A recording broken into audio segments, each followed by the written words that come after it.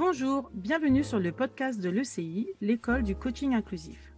Aujourd'hui, nous allons faire un pas de côté avec Tania Dinga, qui est coach professionnelle, je vais vous la présenter juste après, et moi, Patricia, que vous commencez à connaître maintenant sur le podcast Amalgame. L'idée ici, encore une fois, c'est de changer votre perception sur un sujet et développer une perception commune sur une nouvelle forme d'humanité. Alors Tania Dinga est coach professionnelle, elle donne de la visibilité et une voix aux personnes qui n'en ont pas, et ses deux sujets favoris sont les maladies chroniques et la neurodiversité. Elle est sensible aux ressentis invisibles et ceux qui ne font pas de bruit et a envie de leur donner une voix. Alors Tania, bonjour. Bonjour Patricia. Je suis vraiment ravie de t'accueillir sur ce podcast. Et si je vous raconte un petit peu l'histoire de Tania, finalement, j'ai reçu un jour un message sur Instagram d'une personne qui souhaitait me rencontrer, de me parler d'un sujet en lien avec la neurodiversité et les personnes noires et les femmes noires. Et j'ai été très sensible et touchée à cette demande. Et lors de notre premier échange téléphonique, rapidement, je me suis dit, tiens, ces questions sont très, très, très pertinentes, intéressantes. Et derrière ces questions, je sentais beaucoup de recherches, je sentais qu'il y avait un enjeu et je sentais qu'il y avait quelque chose de plus profond à creuser et que j'avais envie de partager avec mes auditeurs sur cette chaîne. Alors, Tania, est-ce que tu peux un peu nous présenter qui tu es et pourquoi ce sujet est si important pour toi? Ok. Alors, comme tu l'as assez bien dit, je suis coach professionnel et personnel. Mon sujet, on va dire, les personnes que j'accompagne aujourd'hui sont des personnes, en effet, principalement ayant des maladies chroniques, que j'accompagne, en effet, dans l'acceptation de la pathologie, l'acceptation de l'impact de la pathologie dans leur quotidien, afin de les accompagner à recréer un quotidien qui corresponde à leurs limitations de santé, parce que du coup, ça peut être compliqué de devoir changer son mode de vie. Donc, je les accompagne sur ce sujet-là. Et le deuxième sujet, le sujet de la neurodiversité, enfin, aussi bien des personnes au potentiel, des personnes ayant des troubles 10, que des personnes étant sur le spectre de l'autisme, ou des personnes ayant un trouble de déficit et de l'attention avec ou sans hyperactivité. Je dirais que c'est plus ou moins le même type d'accompagnement. C'est-à-dire que ce sont des personnes qui, à un moment donné, se sentent en décalage dans leur quotidien, se sentent en décalage dans leur communication avec l'autre, ou qui ont des défis personnels quotidiens qu'ils ont du mal à surmonter. Donc, le but, c'est avant tout, dans les deux cas, que ces personnes-là puissent trouver de l'information. Donc, je les aide à trouver les informations dont ils ont besoin, et après qu'elles puissent se les approprier, en fait. Qu'elles puissent garder ce qui les intéresse, ce qui les concerne, afin de pouvoir recréer un quotidien apaisé. Et qu'est-ce qui fait que ce sujet te touche autant? Ce qui fait que ce sujet me touche autant, c'est parce que je suis concernée.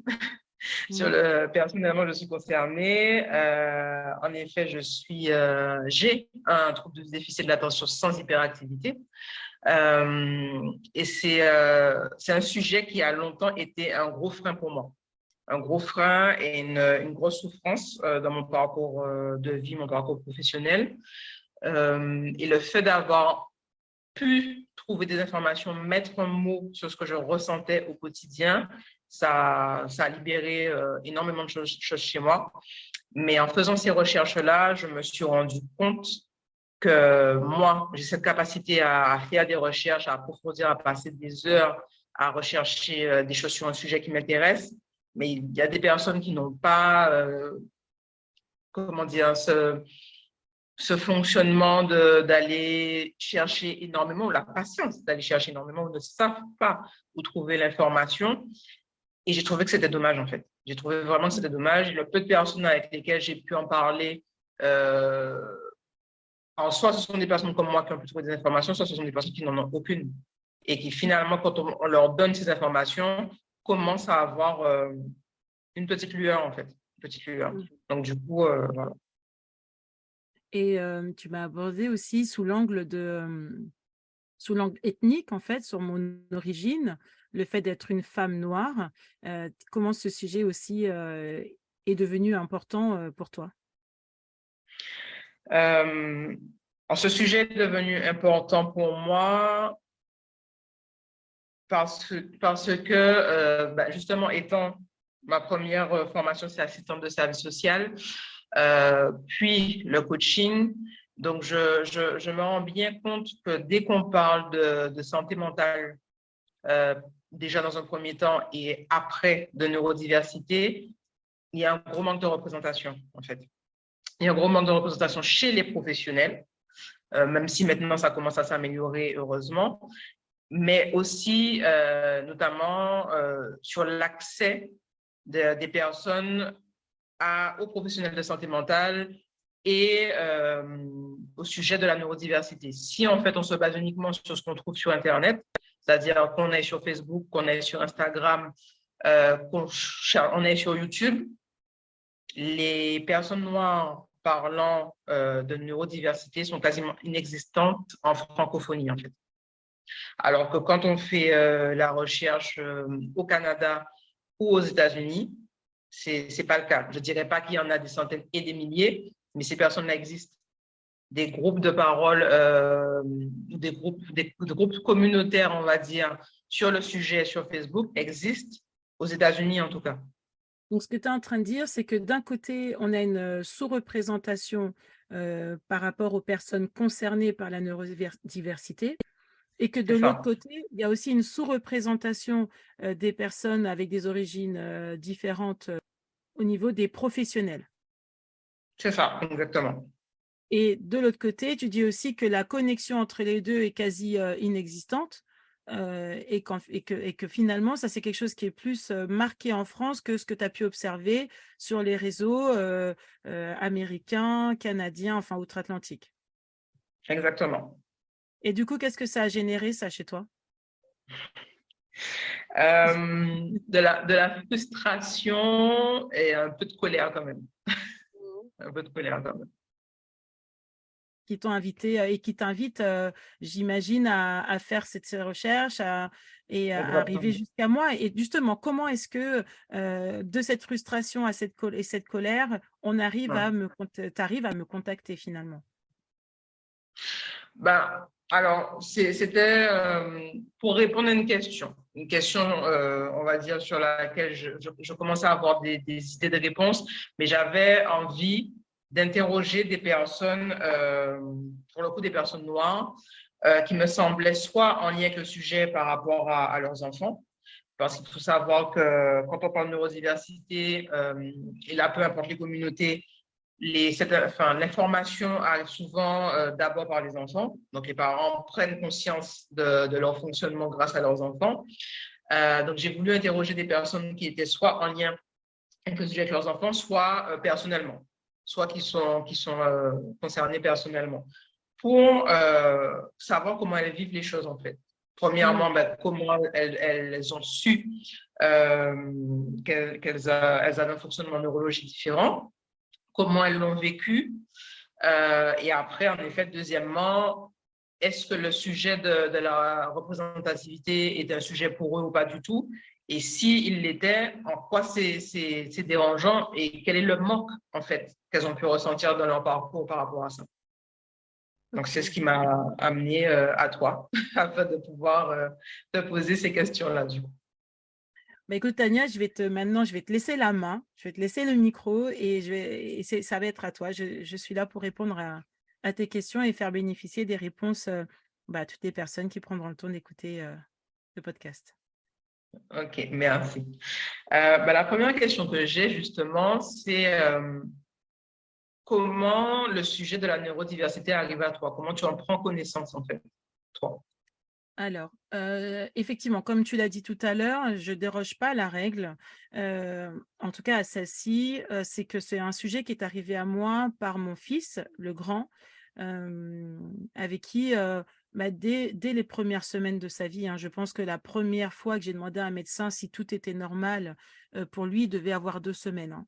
Donc, il devait avoir 2 semaines. J'étais à mon premier rendez-vous pédiatre. C'était mon premier enfant. J'avais gardé énormément d'enfants, donc j'étais quand même très habituée au monde de la petite enfance. Et je disais au pédiatre, mais est-ce qu'il n'y a pas un souci? J'ai l'impression que, qu'il ne s'arrête pas, qu'il est toujours en train de fixer quelque chose. Il n'a pas le regard, comme je vois d'habitude avec les enfants. Donc ça, c'était il avait 2 semaines et puis, au fur et à mesure, des années, bon, ben, voilà, moi, j'ai pas d'informations, tout va bien. Les 3 premières années passent. J'ai beaucoup d'informations de personnes qui me disent: «Oh là là, bah, parce qu'il a marché tôt, parce qu'il a été à 4 pattes tôt, parce que voilà, il a fait beaucoup de choses, il a parlé très tôt», enfin voilà. Mais jusqu'à maintenant, jusqu'à ce moment-là, moi, c'est mon premier enfant, pour moi, tout est normal.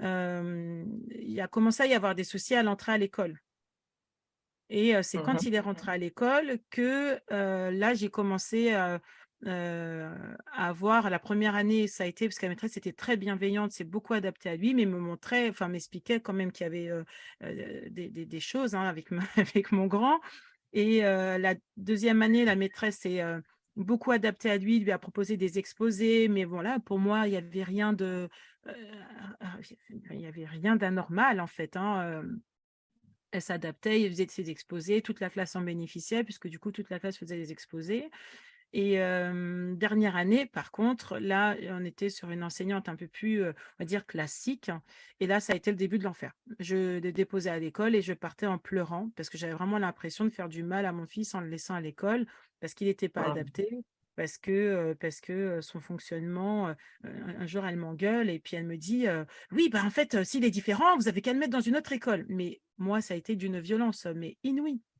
inouïe. Parce J'imagine. que, Ouais. quand on a un enfant, on veut tout sauf le fait qu'il soit, différent. En tout cas, moi, en tant que jeune maman, j'avais 27 ans, 28 ans, je ne voulais pas, que mon enfant soit différent. Je faisais des cauchemars, hein, où mon enfant, évoluait différemment. Je demandais à sa tata de plus rien lui apprendre. Enfin, j'ai vraiment été dans freiner au maximum, son développement et son apprentissage parce qu'il se décalait beaucoup trop, quoi. Et bah, les années sont passées et au fur et à mesure, ça a été de plus en plus difficile. Il a été très déçu de l'école jusqu'à ce qu'on commence à faire des bilans, heu et qu'à l'un de ces bilans parce qu'en fait, il passait au travers il en a fait 2 premiers. Dans les 2 premiers, il dit: «Bah, madame, votre fils, il est intelligent, mais voilà». Et en fait, j'ai trouvé un centre qui faisait des bilans beaucoup plus approfondis et où là, en fait, a été prononcé pour la première fois le mot trouble de l'attention avec ou sans hyperactivité. Et c'est là, OK. que ce mot est apparu dans mon monde, que bien évidemment, j'ai commencé à faire des recherches puisqu'on ça y est, j'avais une matière, jusque-là, là, il avait peut-être, 9-10 ans, on était au 3e, 4e professionnel qu'il rencontrait. Hem, donc là, on a mis des mots, ce qui m'a permis de faire des recherches, ce qui m'a permis de comprendre. Du coup, il a été suivi ensuite, à l'hôpital du Kremlin-Bicêtre où il y a une unité, pour les troubles de l'apprentissage. Donc on a pu être suivi là. Dans cette unité, les parents passent aussi le DSM-5 pour le trouble de l'attention. Hem, le côté, haut potentiel a aussi été soulevé, mais entravé par le trouble de l'attention, donc on savait qu'il y avait les 2. Mmh et donc moi, j'ai aussi appris à ce moment-là que j'avais un trouble de l'attention et plutôt prononcé. Et OK. mais ça a mis la lumière sur tellement de choses parce qu'une fille et un garçon vivent pas ça de la même manière, hein, ça c'est ce que j'ai compris aussi et autant Ouais. lui c'était visible parce que, bah, parce qu'il veut se lever, il se lève, parce qu'il veut dire quelque chose, il le dit, que la fille est quand même plus dans le contrôle, hein. C'est pour ça que on pourrait penser qu'il y a pas l'hyperactivité, motrice, mais dans mon monde, elle y est toujours, hein. Elle y est toujours, mais en tant que fille, on a quand même cette capacité à se contrôler en fait, et à faire ce qui est attendu. Heu, Mmh. donc moi, c'est comme ça que c'est arrivé à moi. Mais justement, une fois que tu as ces informations-là, que tu as compris comment fonctionne, ton fils, que tu as compris comment toi tu fonctionnes, qu'est-ce qui fait que tu continues à t'intéresser à ce sujet-là, en fait? Bah, ce qui fait que je continue à m'y intéresser, déjà, c'est pour lui, c'est comprendre. Moi, j'ai vraiment c'est presque obsessionnel chez moi. Dès que j'ai une information, importante, il faut que je la comprenne. Donc, en parallèle, j'ai fait un burn-out sévère. Et donc, en parallèle, j'ai aussi vu des professionnels qui m'ont amené cette notion de haut potentiel, mais là, pour le coup, pour moi. Ce qui n'avait pas de sens, en fait, vu de moi, puisque je ne me trouvais pas du tout intelligente. Donc, par rapport, donc je ne me consentis Bien sûr. pas concernée. Je me rappelle, quand j'étais en cure, avoir vu un psychiatre qui me dit, en écoutant mon parcours, en me disant, mais il y a des chances, en fait, que votre problème vienne du fait que vous soyez très intelligente. Dans ma tête, j'ai regardé, je me suis dit, bon, s'il n'a que ça à me dire, si c'est ça son explication, bon, eh ben, écoutez, on va arrêter là, puisqu'en fait, il ne sait pas quoi me dire. Ouais. Donc, l'information est venue comme ça. Et c'est quand j'ai fait ma formation de coaching que là, j'ai vu que j'avais encore, et ça faisait longtemps que j'avais été en situation d'apprentissage, que j'avais encore des difficultés relationnelles, mais pas apparentes. En apparent, je n'ai pas de difficultés relationnelles, hein. Ça, c'est très important. En apparent, je n'en ai jamais, jamais eu. Mais à l'intérieur, je voyais bien que c'était très, très, très, très difficile pour moi, très énergivore, que ça me demandait euh, un état de concentration difficile et puis que je vivais pas toujours bien certaines choses. Euh, et c'est là que ben, les personnes qui nous accompagnaient, dont une, m'a dit, mais Patricia, en fait, ce qui se passe là, c'est parce que tu fonctionnes différemment. Et là, c'est la première fois que je l'ai vraiment écoutée, entendue. C'était parce que elle s'appelle Ouda. C'était ce qu'on appelait une coach ressource, ce qu'on appelle un coach ressource, hein, dans les formations de coaching, qui me dit, mais en fait, ce qui se passe là pour toi vient du fait que tu fonctionnes différemment. Et amener sous l'angle de tu fonctionnes différemment, ça, j'ai pu l'entendre parce que au fond de moi, ça, je sais que c'est vrai. Mhm. C'est quelque chose que je ne veux pas assumer, qui était même secret de mon secret, tellement je l'avais enfoui. Mais dit à voix haute comme ça, là, oui, ça faisait sens. Et là, j'ai commencé à l'écouter et elle me dit, mais c'est un fonctionnement au potentiel. Et pour une fois, on ne me disait pas surdoué, parce que ce mot-là, pour moi, je suis sur rien du tout, en fait. Donc là, c'est la première fois que vraiment j'ai entendu ces mots-là et que je me suis dit, OK. Et donc, elle m'a expliqué d'où pouvait venir cette difficulté que j'avais dans la relation, dans l'apprentissage, dans les groupes d'apprenants. Ce qu'on appelait le formateur fil rouge est venu aussi discuter avec moi parce que vraiment, je vivais mal la situation et m'a également expliqué en fait ce fonctionnement.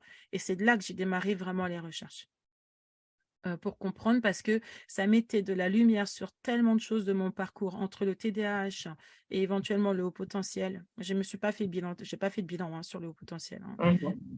Entre le TDAH et cette explication éventuellement de haut potentiel, je me suis vue des années et des années et des années défiler en me disant ah mais ok, ah mais ok, ah mais ok. Et ça permet au début c'est très perturbant parce que je me rappelle avoir eu même des dérèglements physiques, hein, quand j'ai eu cette information et quand je l'ai intégrée. Parce qu'avec le recul, cette information, je l'ai depuis des années. Ça fait des années qu'on me parle de Ouais. ça, mais que Mhm. je ne l'entendais pas. C'est après, avec le recul, je me dis, ah, mais un tel m'avait parlé de... J'avais été voir, j'étais sportive, je suis toujours, hein, mais j'étais sportive intensive, on va dire. Et un des psychologues que j'avais vu, qui était sophro dans le cadre du sport, m'avait parlé de haut potentiel émotionnel. Bon, Mhm. moi, c'est des choses qui ne me parlent pas, qui ne me parlaient pas. Je me suis dit qu'il était bien gentil, et puis c'est tout. Donc, et après sont venues les questions de syndrome d'imposteur, toutes les questions liées. Et j'ai fait mes lectures, hein, comme toute personne qui reçoit cette information. J'ai fait mes lectures. J'ai été transpercée par bah, toutes ces choses qui étaient écrites sur papier, mais que je n'avais jamais verbalisées, et que j'avais toujours gardées en moi et qui étaient là posées sur papier, quoi. Et ça m'a pas fait dire, bah, tiens, je vais réorienter mon activité vers ça. Ouais. C'est plutôt, je pense, le fait de m'assumer qui fait que les personnes qui se sont reconnues dans mon fonctionnement sont venues à moi.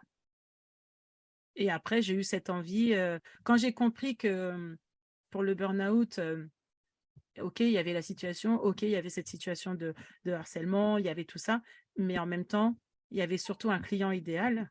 Et j'ai compris, en fait, dans toutes mes recherches, que j'étais une cliente parfaite. Et que j'étais une cliente parfaite parce que je ne me connaissais pas, parce que je ne m'assumais pas, parce que je n'avais pas confiance en moi. Et Mhm. l'origine ethnique ici a une importance. Parce qu'en tant que femme noire, quand on a un poste dans la finance comme je l'avais, il y a une part de nous, mais ça, c'est avec le recul, c'est pas sur l'instant, qui se dit, mais j'ai déjà la chance d'avoir ce poste. J'ai déjà la chance de. Donc, en fait, je peux rien demander d'autre. J'ai déjà atteint plus que ce que je suis censée avoir. Mhm. Et qui fait qu'on veut toujours prouver plus, prouver plus, prouver plus, prouver plus. Donc, il y avait tellement d'éléments entre mon fonctionnement neurologique, entre mon origine ethnique et ma condition de femme. Il y avait tellement d'éléments qui m'amenaient à ne pas conscientiser ma valeur, qui je suis, à gagner en confiance ou en estime de moi-même. Et je me suis dit, mais ça, c'est très facile à réparer, en fait. Il suffit de permettre aux gens de prendre conscience d'eux-mêmes. Et donc, je me suis lancée là-dedans, dans le coaching, je me suis lancée là-dedans en me disant, mais plus tôt on le fait, mieux c'est. Et pour les adultes, on peut avancer, on peut réparer, on peut apporter des choses. Très intéressant. Euh, mais du coup, toi, justement, sur ton avis de professionnel, maintenant que tu coaches depuis un moment et tu rencontres pas mal de personnes à travers le coaching et à travers l'école. Toi, justement, ton regard sur cette représentation de la communauté noire sur ce sujet-là, toi, c'est quoi ton regard et ouais, ton regard en fait sur la question? Il est multiple. Il est multiple. Si je reste du côté des professionnels, c'est vrai que moi, quand je me suis formée au coaching, je n'avais aucune représentation de coach femme noire. Donc, en fait, il faut se construire sans représentation. Mhm. C'est un peu moins vrai aujourd'hui, hein, mais c'est quand même très, très vrai. Hein. Moi, je me rappelle, sur une des formations, il y avait donc une jeune femme noire qui est venue me voir après que j'ai animé, parce que j'anime des formations, et qui est venue me dire, mais qu'est-ce que ça fait du bien de te voir juste toi, là, comme ça, avec ce naturel en tant que femme noire, parce qu'en fait, on n'avait pas de représentation. En fait, il n'y a pas d'image. Donc, en fait, on ne sait pas vraiment à qui se raccrocher. Et moi, c'est là que j'ai pris conscience, je me suis dit, mais c'est vrai. Et moi-même, je ne me pose pas trop ces questions-là. Et c'est vrai que je n'ai pas percuté sur le fait que je n'avais pas de représentation. Et donc, il y a ce volet-là, d'oser, en fait, en tant que femme noire, d'oser être coach, montrer qu'on peut apporter, contribuer, partager des choses. Donc, Mhm. mon regard, c'est que effectivement, non, ma question, c'est qu'est-ce qui fait que il y a moins de femmes et de coachs d'origine noire, en fait, de couleur noire. Ensuite, sur les personnes que j'accompagne, tu m'as posé une question au premier appel qu'on a eu, de dire, tiens, sur toutes les personnes que tu as accompagnées, est-ce que tu arrives à dire à peu près quel pourcentage de personnes de couleur tu as accompagnées? C'est une question pareille que je m'étais jamais posée. Et en même temps, en cherchant à faire un petit calcul rapide, en termes de pourcentage, entre-temps, je n'ai pas repris ma fiche de clients, mais il y a très peu, en fait, très peu de mes clients directs. C'est ça qui est important, hein, les clients en direct sont des personnes noires. Très peu. La question pourquoi? Je ne sais pas. Donc, en tout cas, ce qui est factuel, c'est que ce soit les enfants, les jeunes ou les adultes que j'accompagne en coaching, très peu sont des personnes noires, alors que fatalement, pour moi, on a les mêmes besoins tous, quelle que soit son origine. Hein. Et donc ça, c'est une question à se poser. Et en même temps, le constat que je fais, c'est qu'il y a une coach qui est très connue sur les réseaux, qui s'appelle Mavic Bright, qui, elle, vraiment s'est spécialisée dans l'accompagnement des femmes et alors, je ne sais pas si elle le dit comme ça, mais par qui elle est et parce qu'elle transpire et parce que par la façon dont elle s'assume, la façon, je ne sais pas, dont elle communique, elle attire énormément de femmes noires, ça c'est certain. Et je me dis, en voyant ce qu'elle fait, donc il y a un besoin. Il y a un besoin, il est réel, il y a un vrai besoin et il y a une conscience de la part de ces femmes qu'elles ont besoin de casser des barrières, de lever des blocages.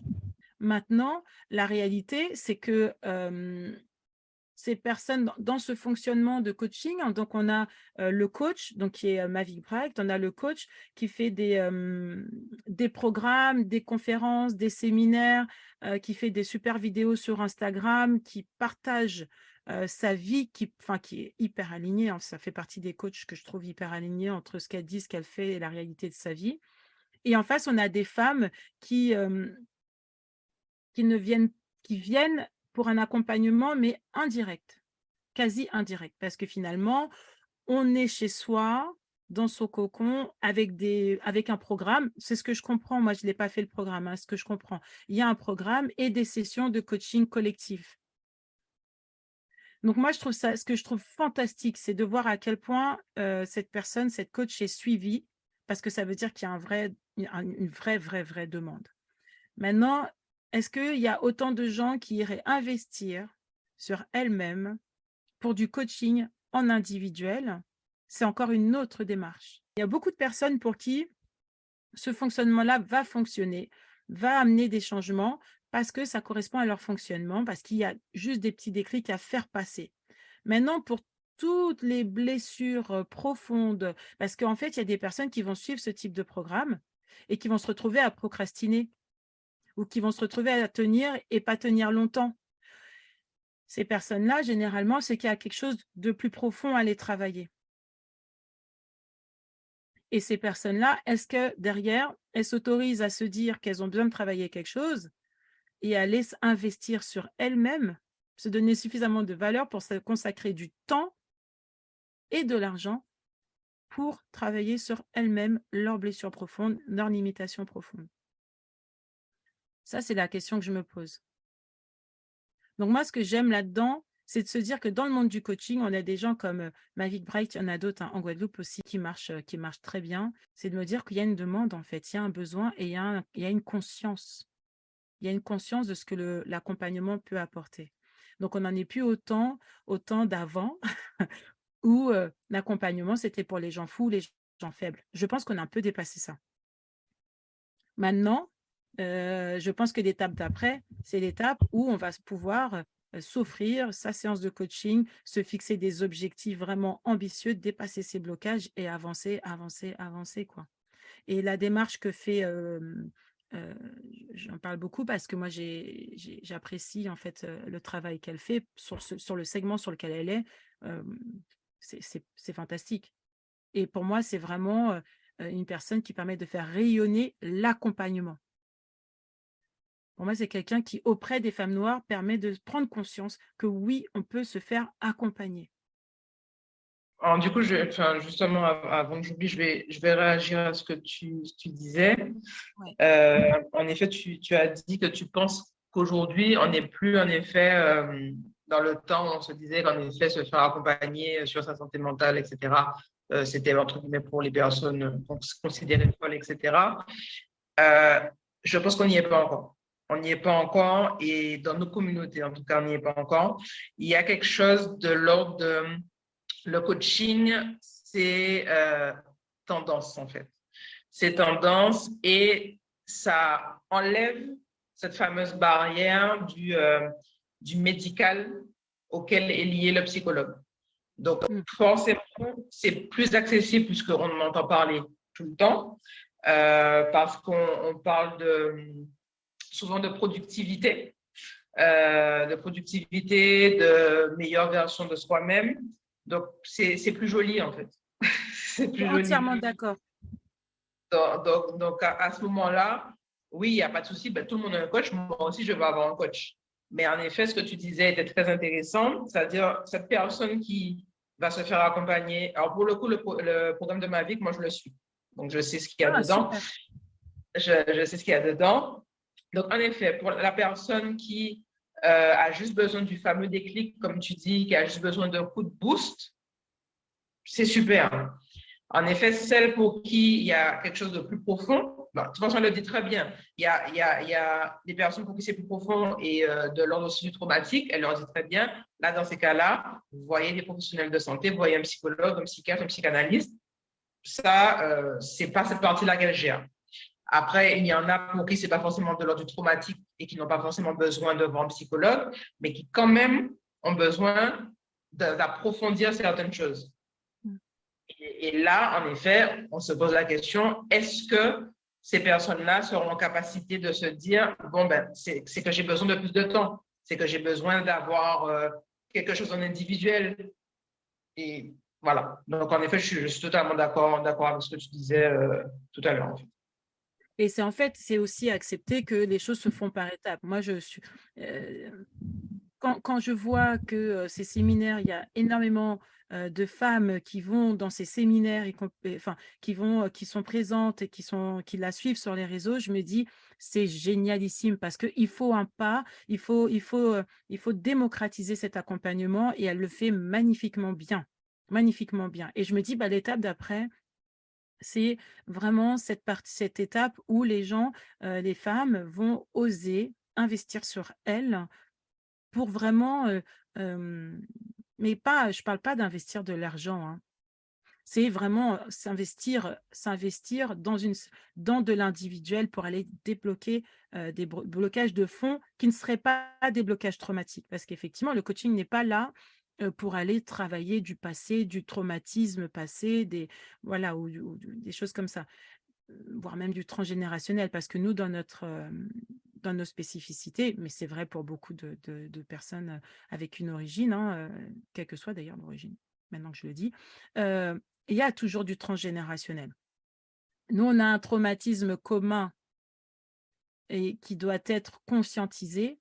On a un traumatisme commun qu'on doit travailler individuellement et collectivement. Quand je prends le cadre et une façon de travailler collectivement, des personnes comme Aben Africa qui font des démarches pour qu'on puisse valoriser nos origines, valoriser notre Afrique mère en fait, et parce que moi, quand j'étais petite, si on me disait: «Tu es africaine», c'était hors de question, en fait. Alors qu'aujourd'hui, quand l'année dernière, je suis allée en Tanzanie, j'en ai eu des frissons. Je me suis dit: «Mais ils me ressemblent tous». En fait, une sensation très bizarre, mais vraiment très bizarre de sérénité, de paix, de se dire: «Mais en fait, ici, il y a pas besoin, en fait, il y a pas besoin de parler de qui on est, enfin, il y a pas besoin de parler de qui on est sous l'angle couleur». Et je repensais à petite quand on te disait que: «Ah tiens, tu d'Afrique». «Ah non, non, je suis antillaise». Mais en fait, je je suis les 2. Mais ça fait partie de l'acceptation de soi, ça. Ça fait partie de l'acceptation de soi, et aujourd'hui, il y a énormément d'initiatives qui sont en place pour, d'un côté, de chez soi, seul, travailler sur son acceptation, faire des démarches pour aussi aller à la rencontre de ses racines et en faire sienne. De l'autre, collectivement, sur des programmes, peut-être commencer à travailler et voir si le programme débloque des choses, permet de passer à l'action. Et puis, si ça bloque toujours, se dire, bah, tiens, là, je vais aller voir un coach, ou si c'est traumatique, je vais aller voir un psy, ou je vais aller voir un coach, un hypnothérapeute, un kinésio, peu m'importe. Peu m'importe. Chacun a sa vérité. Je vais aller voir un professionnel qui va me permettre de gagner du temps et dépasser mon blocage. Blocage qui est lié, là on parle du blocage qui est lié à l'origine ethnique parce que c'est le thème d'aujourd'hui, mais ça peut être d'autres. On a plein de blocages, on a plein de nanars, hein. Donc là, on parle spécifiquement de la casserole qu'on porte, entre guillemets, hein, parce que c'est comme ça qu'on la porte, alors qu'en fait, c'est pas une casserole qu'on porte, c'est un diamant qu'on a en nous, quoi. Et pour les enfants, je trouve ça mais hyper important, hyper important, qu'ils soient fiers d'être, en fait, juste d'être. euh, Et qu'il n'y ait plus cette question de quelle couleur je suis, quelle couleur je suis pas. On est des êtres humains, point. Moi, c'est vraiment mon truc, c'est on est des êtres humains, point. Et c'est pour ça que finalement, je me rappelle d'un petit garçon d'origine africaine, 7 ans, que j'ai accompagné. Sa mère me l'a amené désespéré, mais vraiment désespéré. Le petit, c'est les pompiers qui venaient chercher à l'école quand il faisait ses crises de colère. Et en fait, au bout d'un, 2 rendez-vous, je regarde l'enfant et je me dis, mais non. En plus, il avait des difficultés scolaires. Je dis, mais cet enfant est extrêmement intelligent. Mais quelle est la définition que l'on met derrière intelligent? quelle est la définition qu'on met derrière intelligent? Moi, je regarde le gamin dans sa façon de me regarder, dans sa façon de me répondre, le dessin qu'il était en train de faire pendant qu'il me parlait, la façon qu'il avait de réfléchir, de peser ses mots, le choix des mots. Je me suis dit, mais ce gamin est très intelligent. Donc, j'ai demandé à sa maman de demander à l'école, à la psy scolaire, de lui faire un bilan pour pas passer tout de suite sur les bilans qui sont quand même assez chers. Et ça, c'est pareil, c'est un frein. Quand les familles n'ont pas beaucoup de moyens, s'il n'y a que la psychologue de l'école, elles sont bien, mais c'est pas du niveau d'un neuropsychologue qui fait un bilan avec un vrai compte-rendu, avec l'anamnèse et tout ce qu'il faut, enfin tout le processus qui amène à poser un vrai diagnostic, quoi. Je lui ai dit, demande à consulter la psychologue de l'école pour qu'il fasse un bilan. Et en fait, ce qui s'est passé, donc je coupe un peu l'histoire, mais ce qui s'est passé, c'est que cet enfant est au potentiel. Et c'est un enfant qui avait énormément de colère en lui, mais c'est une piste qui n'avait pas été explorée. Alors, je ne vais pas, moi, je suis pas dans la victimisation de c'est parce qu'il est noir, parce qu'il n'était pas noir, mais fatalement, ça a joué. C'est-à-dire qu'on a vu en lui que ce petit enfant qui ne fait que des bêtises et on a vu que ça en lui. Et est-ce que la couleur empêche de partir sur cette piste-là? Ben, peut-être, hein. Peut-être. Et là, je ne parle pas que du corps enseignant ou quoi, même pour la maman. Est-ce que la maman, à un moment donné, s'autorise à se dire que ça pourrait venir de là, la difficulté de son enfant? Est-ce qu'elle-même, la maman, connaît C'est ça la question. Je pense que la question est là, c'est-à-dire combien de parents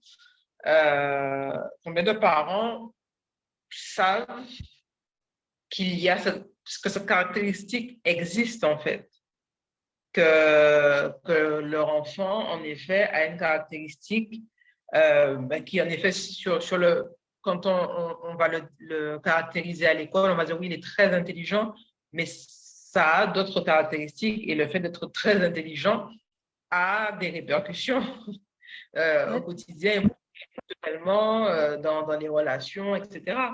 Mais dans ça le peut. rapport émotionnel à l'autre, dans la gestion des émotions? Là, si on prend ce petit garçon, dans sa gestion émotionnelle, une blessure qu'il avait, on va dire une blessure émotionnelle qu'il avait à ses 2 ans, au moment de la séparation de ses parents, bah, à 7 ans, lui pourrit la vie. Et en fait, il a juste fallu lui permettre de traverser cette émotion. Et c'est un enfant que j'ai, avant de déménager, dont j'ai eu des nouvelles après, qui après est devenu mais adorable et ultra performant. Mhm. J'ai un autre exemple. Alors là, cet enfant, je ne sais pas s'il avait une spécificité neurodéveloppementale ou pas, d'origine Afrique du Nord. Donc, je ne sais plus si c'est Tunisie, Maroc ou Algérie, je ne sais plus. Mais voilà, sa maman était femme de ménage. Donc, on n'est pas sur des familles avec des gros moyens. Donc, sa maman me dit, ils ont demandé, c'est un petit qui assistait, c'est une dame que je la connaissais très bien, et elle me parle de son fils. Son fils, je le connais. Et elle me dit, il n'arrive pas à lire, et là, ils ont proposé le redoublement du CP. Et je me dis, mais c'est pas possible. C'est pas possible. Ce garçon, en fait, il est pas. Il y a rien qui fait que, il y a rien qui factuellement pourrait justifier qu'il n'arrive pas à lire. Donc je lui ai dit, écoute, envoie-le sur mes ateliers, parce qu'à l'époque, je faisais des ateliers pour les enfants. L'idée, c'était de leur permettre de gagner en connaissance d'eux, en conscience et en confiance, du coup. Et je lui ai dit, ben, envoie-le sur les ateliers. Il a fait 2 ateliers. Donc, un, c'était du théâtre, et l'autre, c'était un atelier, c'était théâtre, et l'autre, je ne sais plus quelle était la thématique. Et donc, les ateliers, c'était à peu près 4-5 sessions par atelier. Et le petit, sa maîtresse, enfin, n'a pas compris, mais il a lu du jour au lendemain. Donc, c'est un enfant qui était intelligent, qui savait lire. Mais je trouve que l'origine sociale, en plus de l'origine ethnique, peut être un vrai frein pour des enfants qui ont énormément de capacités, mais qui ne peuvent pas l'exprimer. Parce que des cas comme ça, d'enfants qui... alors, c'est vrai, quelle que soit l'origine, hein, n'allons pas... mais je pense qu'il y a des freins qui sont plus marqués et où on va retrouver une plus grande fréquence d'enfants qui vont se retrouver en difficulté à l'adolescence parce qu'enfant, on ne leur a pas permis de comprendre leur mode de fonctionnement. Je pense qu'il y a un vrai sujet là-dessus. Quel est le regard aussi des enseignants, et ça c'est quelque chose d'important, quel est le regard des enseignants sur ces enfants dont par exemple les parents ne parlent pas toujours français?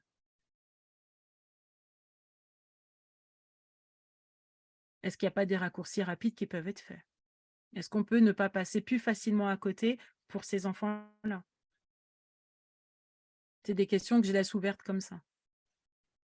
Qu'est-ce que, là, avec tout ce que justement, tout ce qu'on a partagé, justement, tiens, sachant que tu as fait énormément de recherches aussi, Tania, avant de me contacter, que tu as vu ce qui se faisait aux États-Unis, au Canada, que tu as pu voir ce qu'il y avait en France. Là, avec tout ce que j'amène, là, qu'est-ce que ça rajoute à tes recherches? Ça a bien confirmé les, les premiers, je dirais, les premières réponses que j'avais à mes questions, mais surtout, ça vient confirmer qu'on a un besoin, en fait, de pouvoir inverser la tendance, en fait. Qu'on a un besoin de rendre ce sujet plus palpable dans les communautés noires, dans les communautés de personnes de couleur, tout simplement. Parce que là, je parle des personnes noires parce que je suis noire, mais ce sujet-là, en effet, est le même pour toutes les personnes de couleur en réalité. Ouais, non, pour moi, c'est trop important. C'est trop important dans la compréhension justement de qui on est afin de pouvoir enfin se révéler et avancer pour qu'une partie de la population n'ait pas cette information-là, en fait.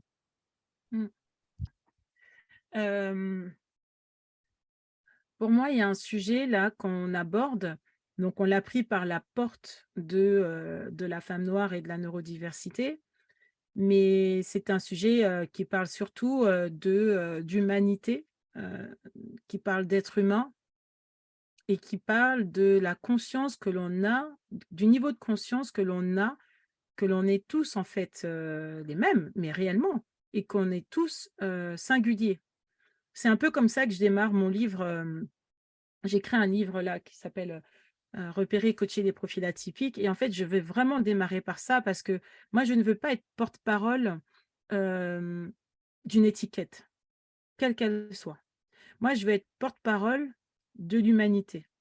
Donc là, on a pris l'angle de la femme noire, de la personne noire et de la neurodiversité. Mais j'aimerais vraiment que ce podcast serve aussi à des personnes qui ont d'autres origines ethniques, qui ont d'autres origines sociales, qui ont des niveaux, on va dire, des niveaux de revenus, des niveaux de classe sociale plus basse. En fait, on va avoir le même sujet.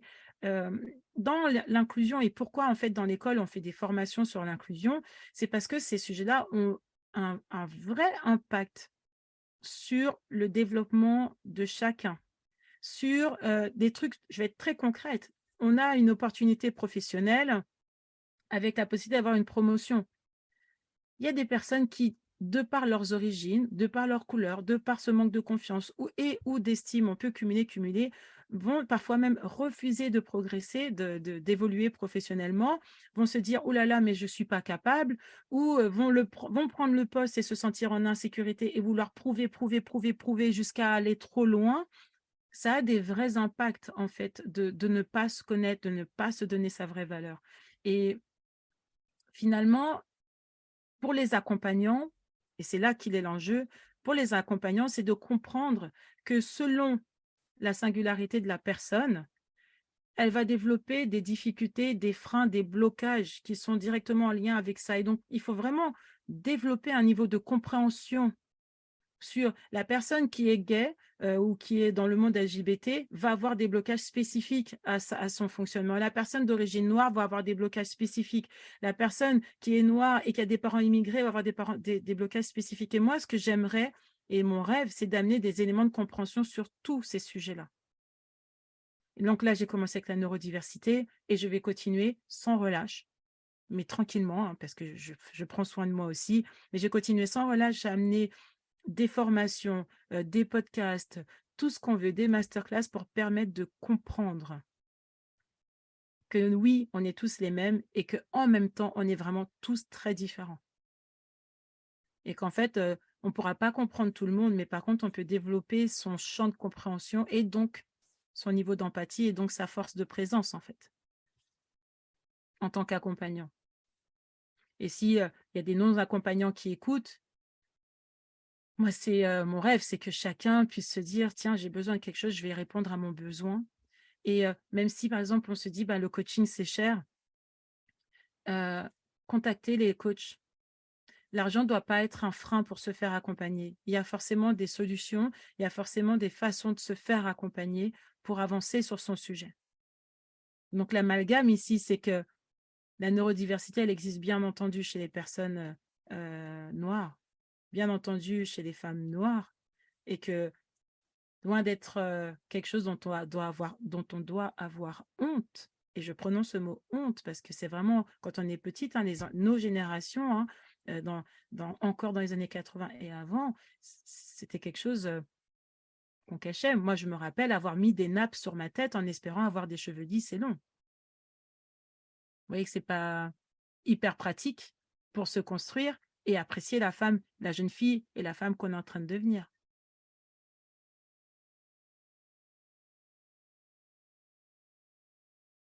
Ça te laisse sans voix, Tania. C'est ça. C'est ça. Non, mais enfin, tout ce que tu dis, de toute façon, je pense que j'ai le même état d'esprit, j'ai la même volonté, j'ai le même espoir en réalité. Donc, je pense qu'il n'y a rien à rajouter de mon côté, puisque c'est, pour moi, tout ce que tu viens de dire, c'est exactement ce que je pense, en fait. Non, mais c'est super et c'est chouette et des gens et des coachs comme Mavic Bright, c'est fantastique qu'elles existent parce que franchement, elle fait un travail de malade mental avec sa famille et pour nous, en fait, des femmes comme Abena Africa dans la réconciliation entre nos origines, qui on est, la beauté. En fait, ce qu'on découvre avec des femmes comme ça, c'est qu'on est belle. Et on est belle en étant qui on est. Et belle extérieurement, ok, mais ça, finalement, le mythe de la femme noire qui est jolie, ça c'est depuis toujours. Mais en fait, on est bien plus que ça. On est bien plus que des femmes bien faites. On est bien plus ça. On est belle à l'intérieur, on est belle par la force qu'on a, on est belle parce qu'on est droite posée sur nos jambes. On est belle parce qu'on a des belles valeurs, parce qu'on a des valeurs familiales fortes. On est belle pour tout un tas de raisons. Et donc, go. Et là, j'ai vraiment cité les deux femmes qui aujourd'hui, on va dire, pour moi, font un travail vraiment colossal de fond, mais il y en a d'autres. Hein. Il y en a vraiment d'autres. Donc, aussi, ayons cette curiosité d'aller voir les autres. Parce qu'il y en a plein d'autres qui font plein de choses pour qu'on puisse être libre, d'être fiers de nous.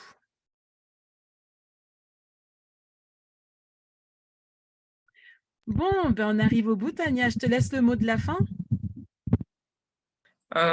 Enfin, le mot de la fin pour moi, c'est n'hésitez pas à vous poser des questions, n'hésitez pas à vous autoriser à vous poser des questions, en fait.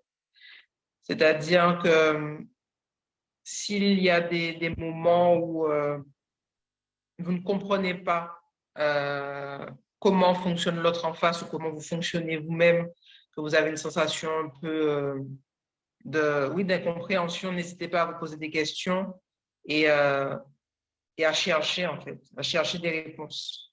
Parce que des réponses, il y en a. Mais encore faut-il s'autoriser à se poser des questions. Ouais, c'est un super conseil. Et c'est une super invitation, en fait, que de s'autoriser à se questionner. Et ben voilà, on arrive au bout de cet épisode du podcast Amalgame de l'école du coaching inclusif. Donc, c'est un podcast à 4 voix pour vous parler sur 4 thèmes différents et parfois inviter des personnes qui nous inspirent, des personnes qui ont les mêmes valeurs que nous, qui ont les mêmes rêves que nous. Donc, on invite les rêveuses et les rêveurs qui vous permettent d'avancer sur votre chemin et de vous accepter. À bientôt.